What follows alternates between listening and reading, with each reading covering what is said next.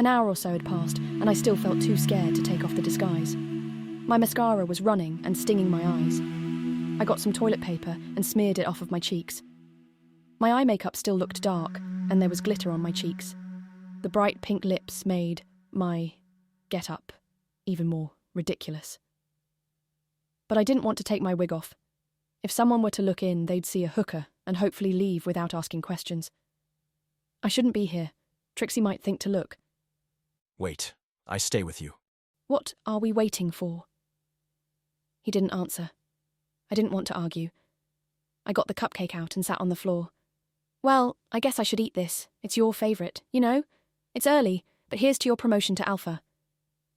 The wolf sniffed. Eat. I took a bite obediently. The door opened without warning, making me jump and get buttercream on the tip of my nose. I would have yelped, but my mouth was full of cake. Who the hell are you? Reed closed the door behind him. Reed! I gulped down my bite. His suit was in tatters, but he didn't look hurt despite the smears that looked like blood. What happened to you? Are you okay? He just stared at me for a moment.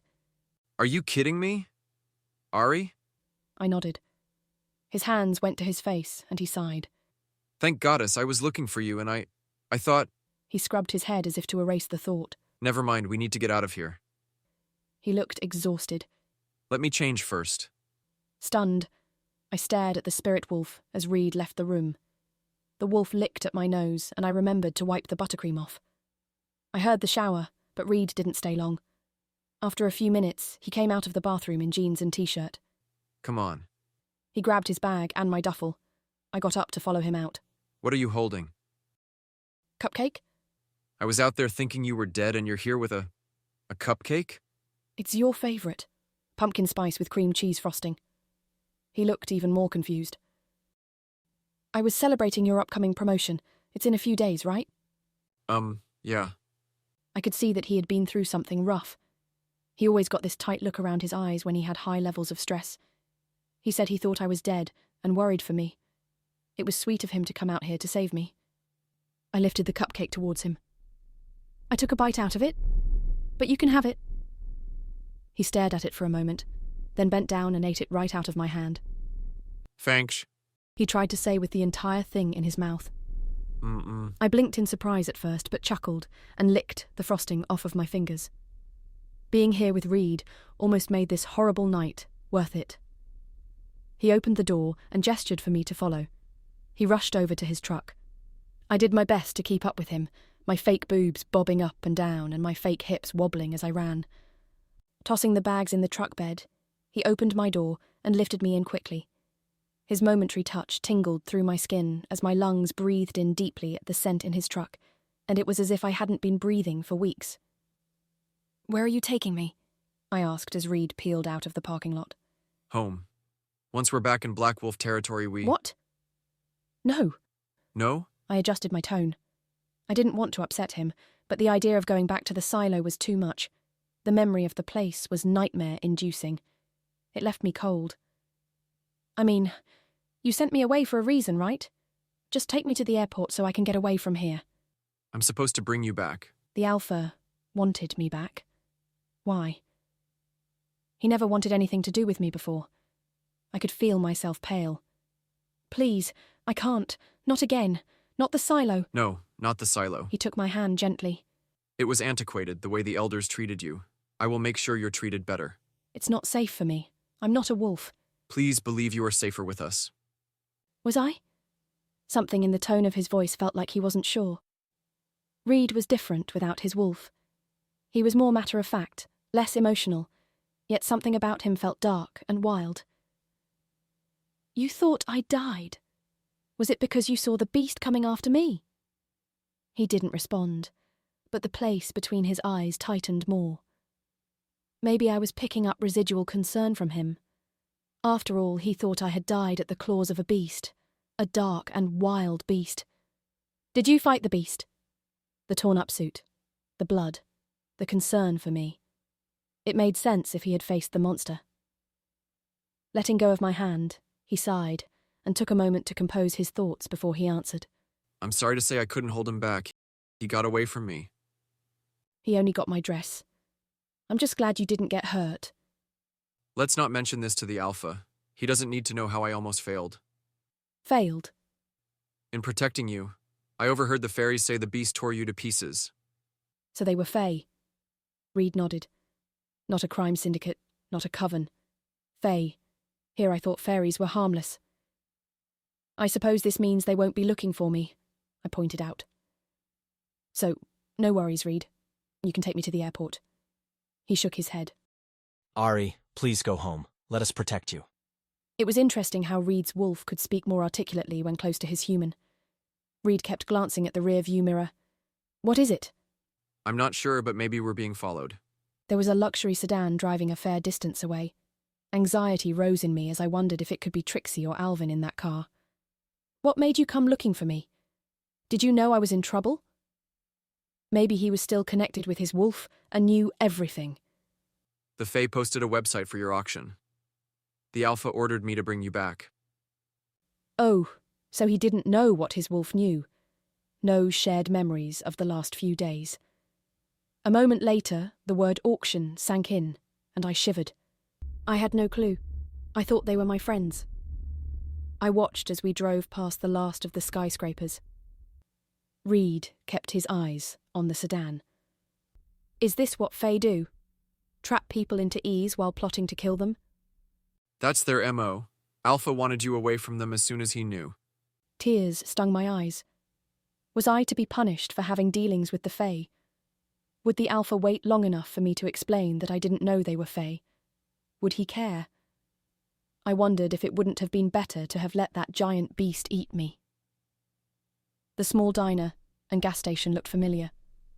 Unlike the way they looked in the storm, the diner was brightly lit and full of people. I felt a pit in my stomach as a fresh sense of dread came over me. Do I really have to go back? Last time you were begging to stay. I didn't know better. Is it really so bad to be with us? The pack kept me in a cold silo my entire life.